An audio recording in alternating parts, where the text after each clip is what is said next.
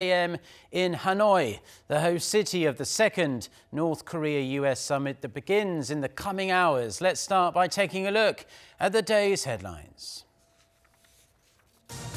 The stage is set for the most high-stakes talks to date. North Korean leader Kim Jong-Un and U.S. President Donald Trump are in Hanoi ahead of their second summit. We have a comprehensive rundown on what to expect. President Trump will meet with Kim for the first time in Hanoi this evening for a brief one-on-one chat and then proceed to a social dinner. At dinner, Trump will be joined by his top diplomat and his White House chief of staff.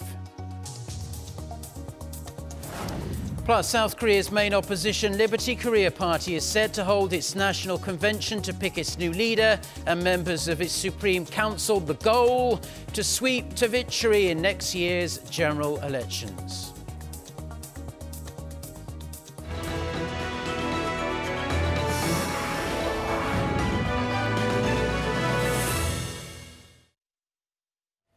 So in terms of diplomacy, it doesn't get much bigger than this. The leaders of North Korea and the United States will be having their first face-to-face of this summit in Hanoi later today. But before that, we hear the leaders have separate schedules before they get together. For more on this, let's connect to our Ji-won, who is in Hanoi for us to bring us the latest. Ji-won, just walk us through what we're expecting throughout the day. Mark, it's still early in the morning here, but I can already feel the anticipation amongst the people for the big day ahead. Now, like you said, the White House announced that President Donald Trump will be having a one-on-one sit-down with North Korean leader Kim Jong-Un in the evening, followed by a social dinner, a first which will include two officials from each side. Now, joining that dinner will be Secretary of State Mike Pompeo and Mick Mulvaney, acting White House Chief of Staff. Now, all this will take place at the Sofitel Legend Metropole, which will also be the official summit venue for tomorrow. But before all these, President Trump will start his day by meeting with Vietnam's President Nguyen Phu Trong at the Presidential Palace at 11 a.m. local time, and then Prime Minister Win Seon-phuc at noon. Now, as for the North Korean leader, we don't know much of his schedule, and there were many places we had expected he would go. But it looks like he wants to focus on his upcoming summit with President Donald Trump before anything else. It's reported that he won't be leaving Hanoi today, but that delegates related to economic issues could visit the industrial parks in the coastal city of Haiphong. Okay, so President Trump's first schedule of the day is at 11 a.m. local time. That's 1 p.m. here in Korea. We'll keep everyone updated on that, of course. But Ji-won, we hear that North Korea's state-run news agency has reported the details of the entirety of Kim Jong-un's visit there. Yes, Mark, we were able to have a closer look at what North Korean leader Kim Jong-un did yesterday, as the Korea Central News Agency reported on that earlier this morning. Now, it uploaded a picture of Kim Jong-un sat down at a table with Lee Yong-ho, the regime's foreign minister, Choi Sun-hee, Vice Foreign Minister Kim Sung-hae, who has the United Front Department Strategy Office, and finally Kim Hyuk-chol, who's been at the working-level talks with Stephen Biegun for several days in Hanoi. The report said upon his arrival in Hanoi, Kim received a report in his Melia Hotel on the activities of the working delegation for a successful second summit with the U.S. Now, KCNA also reported on Kim Jong-un's visit to the North Korean embassy in Hanoi yesterday. It said Kim learned about how the embassy operates and advised that they should further consolidate the deep-rooted friendly and cooperative relations with Vietnam. This is seen as an effort to emphasize Kim Jong-un's image as a leader of a normal state. That's all from me for now, Mark. Okay, thank you very much to our Ji-won for that report from Hanoi. So as we've been hearing, the main cast of the second summit between Pyongyang and Washington are now both in the Vietnamese capital. Both North Korean leader Kim Jong-un and U.S. President Donald Trump arrived in Hanoi on Tuesday. Kim Jong-un several hours earlier than President Trump. Kang Hyung-woo files this report also from Hanoi. The faces of the second North Korea-U.S. summit, Kim Jong-Un and Donald Trump, are at Hanoi, setting the stage to take negotiations to the next level to achieve Pyongyang's denuclearization and forge lasting peace on the Korean peninsula. President Trump arrived in Hanoi late Tuesday at Noi Bai International Airport. After he was greeted by Vietnamese government officials on the red carpet, the U.S. leader got into his presidential limousine and headed for the JW Marriott Hotel in the western part of Hanoi. Earlier in the day, North Korean leader Kim Jong-un arrived at Vietnam's Dong Dang railway station after a grueling 60-hour train ride across China. After Kim shook hands with a number of Vietnamese officials, he left by limousine for the Melia Hotel in the city. The North Korean leader chose the regime's embassy as the first and last outing on the first day of his Hanoi trip. Hundreds of soldiers blocked the roads as Kim visited the embassy for less than an hour in the afternoon. Meanwhile, Pompeo met on Tuesday with Vietnamese Deputy Prime Minister and Foreign Minister Pham Binh Minh. According to the State Department, the top American diplomat thanked Minister Pham for Vietnam's partnership in hosting the summit. Kang-Yong-woo, Arirang News, Hanoi. South Korea's top office says it's reviewing the possibility of President Moon Jae-in traveling to the United States soon after the Vietnam summit. During a phone conversation between Presidents Moon and Trump last week, President Trump said he hoped to hold face-to-face talks with the South Korean leader. Following those remarks, the Blue House says it's working on arranging a date and location for the proposed summit. The top office added Presidents Moon and Trump will speak over the phone late Thursday as the US leader promised to update President Moon on the outcome of his summit with Kim Jong-un. With Kim Jong-un being sighted taking a smoke break at a Chinese station prior to his arrival in Vietnam, his sister, Kim Yo-jong, was seen holding a crystal ashtray for the regime's leader, but that's just a very small part of what she's tasked to do. Watchers say that during the summit thus far, her actions show she has taken a much larger role as an aide to her powerful brother. Park Se-young with more. The one-minute video broadcast by Japan's TBS shows North Korean leader Kim Jong-un lighting a cigarette with a match and taking a drag at China's Nanning station in the pre-dawn darkness on Tuesday. His sister Kim Yo-jong is seen carrying a crystal ashtray for the North Korean leader. But the footage shows much more than the leader's sister holding his ashtray. Kim Yo-jong, who's the deputy director of the regime's propaganda and agitation department, has been making sure everything is running like clockwork, from the leader's arrival in Vietnam to his arrival at the Melia Hotel. Even during the first summit in Singapore, Kim Yo-jong was seen pulling out the seat for Chairman Kim, handing him his pen, and making sure everything was prepared for Chairman Kim's needs. Her ability to get things done quickly was even seen during last year's inter-Korean summits, with some even calling her a scene stealer, with her attentiveness and poise launching her into the spotlight. With the historic summit kicking off late Wednesday, watchers will continue to keep a close eye on the role Kim Yo-jong plays going forward. Park Se-young, Arirang News. South Korea's major political parties have adopted a joint statement showing their support for the second summit between North Korea and the United States, signed by the 5 biggest political parties. The statement reads that the parties welcome the smooth preparations for the Hanoi summit and hopes for its success along with the international community. The parties also said that the summit must take place based on the strong Seoul-Washington alliance, and relevant countries should step up their coordination in the future. They hope the meeting will become a milestone for North Korea's complete denuclearization and permanent peace on the Korean peninsula. They said they will keep close tabs on the outcome and take non-partisan measures if needed.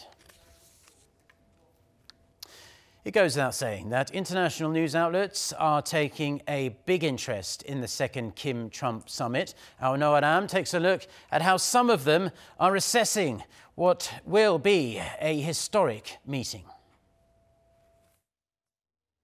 US-based media outlet Vox weighed in on what it thought a possible deal between Kim and Trump may look like. Citing sources familiar with the negotiations, Vox reported that a tentative deal could involve the US agreeing to lift some sanctions on North Korea and improve ties in exchange for a commitment from Kim to close down a key nuclear facility. Other predictions include Pyongyang agreeing to return more remains of US troops who were killed during the Korean War. Vox even suggested a signing of a peace declaration to end the Korean War may come out, though many experts believe that may be a bit of a stretch. The website did note it's entirely possible this tentative deal will change. It also said President Trump would be the one making the most concessions, as sanctions relief would be more quantifiable than a mere commitment of denuclearization. Citing experts, the UK's Independent reported that Pyongyang may need to provide specific time-bound commitments of denuclearization and be willing to allow inspections of its Yongbyon facilities. Analysts also warned not to expect too much in terms of results from the Hanoi talks, adding that reshaping the relationship will take decades. Fox News suggested Kim should be the one to do more work if any meaningful progress was to be made, namely dismantling his regime's nuclear weapons program. Another US outlet, The Hill, wrote an op-ed suggesting that if denuclearization talks break down, then the fault rests entirely with Kim, as the Trump administration has put in more effort to reach a deal. The paper added that Kim should make the right strategic choice for the North Korean people and for his country to break out from its international isolation. However, The Hill said Kim is likely to reject such a deal, as his regime is hardwired to reject American overtures.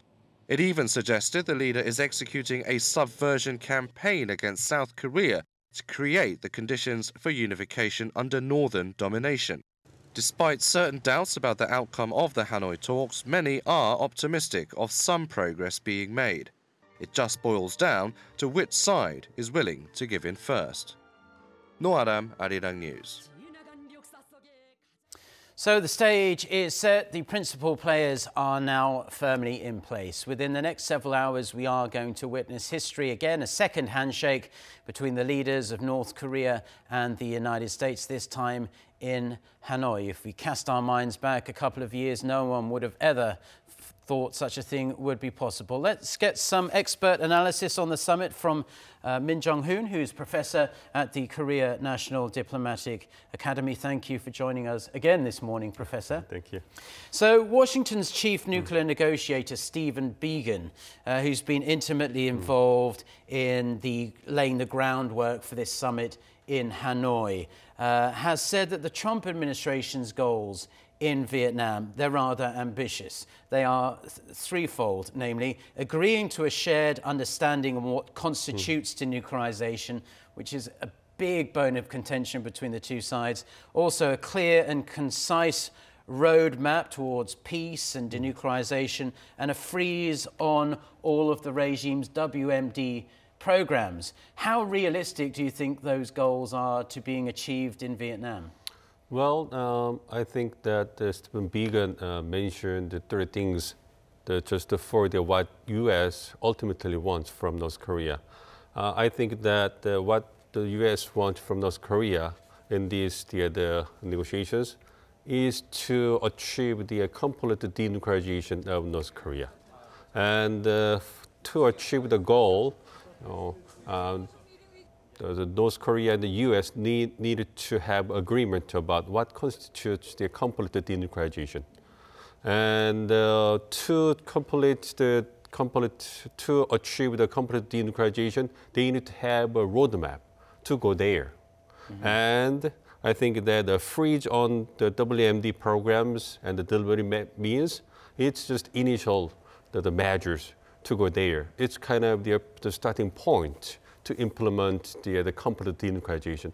So the Biegun mentioned the complete approach, the goal, eventual goal, and to get there. He also mentioned the process or the corresponding measures, and North Korea's the denuclearization measures. So the all comes just in the three things. But I think that again, that comment clearly shows what really the U.S. wants from North Korea. Okay, so that's the end goal, but perhaps this week in Vietnam, if they can go some way towards achieving parts of those goals, then it might be deemed a success. Now, early expectations, it's fair to say, have faded somewhat since Singapore, but most people are expecting some kind of move in the right direction. They are expecting it to be a more meaningful outcome in Hanoi than what happened in Singapore. What do you think both sides will agree to, even if they are small steps? Well, small steps, but just remind of what we got from the previous summit last year. We got the 4 agreements between the two countries. First one is the building of new relations between the two countries. Second one is to establish a lasting and solid peace on the Korean Peninsula. The third one is the complete denuclearization on the Korean Peninsula. And the last one is the returning the remains of the American soldiers killed in the Korean War. So in the second summit this time, they need to show some progress in each agreement. So I think that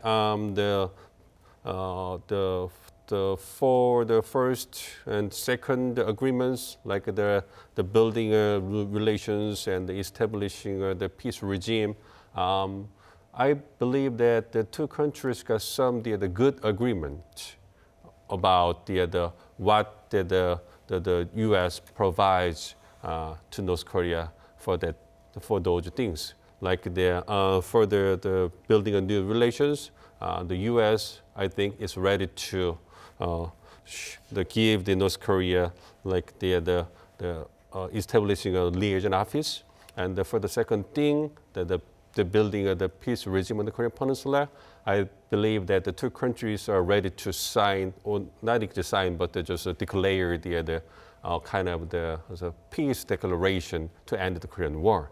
And for the last the agreement, the returning the remains of the American soldiers, I believe that they are already talking about the further returning the plans. So for the 3 agreements would be good, and we would see some meaningful progress. But the last one is most important and uncertain. How much the North Korea is willing to give up as a nuclear program, and what U.S. want to give to North Korea for the corresponding measures. And taken all the information together, and I think that Yongbyon, the nuclear facility, under the negotiation table, and the freezing and the WMD programs are also on the table. And I believe that two countries are still talking about the details of those 2 things. And for the corresponding U.S. measures, all the 3 agreements I mentioned, that could be the corresponding measures for the U.S. Well, I think Trump would be pretty happy with an inventory from the North showing what they have, rather than any bigger step than that. And it would be quite remarkable to have some form of an agreement declaring an end to the Korean War after all these decades. Of course, you'd need to get South Korea and China on board on that as well eventually. In regards to China, they are the elephant in the room. Kim Jong-Un took a train all the way through China. Many thought he might stop and speak to Chinese President Xi Jinping along the way, but he did not. But how involved do you think China is in these diplomatic back channels? And do you think Beijing is putting pressure on North Korea on what is going to happen at this summit in Hanoi? Well, it is true that China is also important actor in this matter, but I think that China's influence over North Korea is limited, because historically, China and North Korea, they just take advantage of each other for its political and diplomatic benefits. And for this summit, and North Korea and the Chinese leaders met in advance of this summit, and they exchanged what they want for this summit. And I think that Chairman Kim is just listened to what President Xi wanted, and just considered that thing indirectly. So still China is putting some influence over this summit, but the influence is limited. So just the step back, and giving the helping the other hands or assistance to North Korea to increase the North Korea's the bargaining power against the United States. While all the focus is on denuclearization, it's unfortunate that one point is often overlooked, and that's namely North Korea's atrocious records on human rights, political prison camps, executions, and whatnot. And do you think that the regime's human rights abuses are ever going to come up in a serious way in any of these summits? It's fair to say both Presidents Trump and Moon have kind of deferred on this issue. They're focused primarily on the peace process and denuclearization. But at what point do they have to start saying to Kim Jong-un, look, you've got to start treating your people with some respect? Well, the human rights issue of the North Korea is also important, the matter that the U.S. and the South Korea take. But still, we are in the initial process. So for this, the phase of time, it is more important to continue the negotiations instead of the North Korea walking away from the negotiation. So I believe that President Trump and Secretary Pompeo and President Moon are already recognizing the importance of the human rights issues of North Korea, but it's not the right time to talk about that. But after establishing some initial progress, and before before the tour, moving toward the last stage of the negotiations, and these countries are talking about human rights issues, because U.S. Congress is very eager to deal with the human rights issues of North Korea.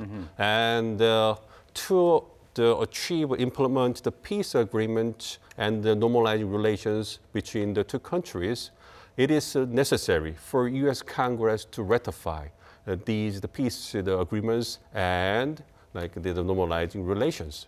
So before the stage, there's a North Korea leader and the President Trump need to talk about human rights issues to satisfy or please U.S. Congress.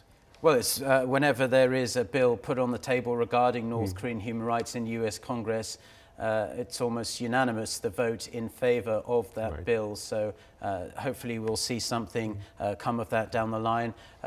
Professor, as always, it's been wonderful to hear your insights. I believe you're coming back to join us again on Thursday, the day of the actual summit. So we look forward to hearing your insights then. Have a wonderful rest of the day, and thank you. Okay, thanks so much.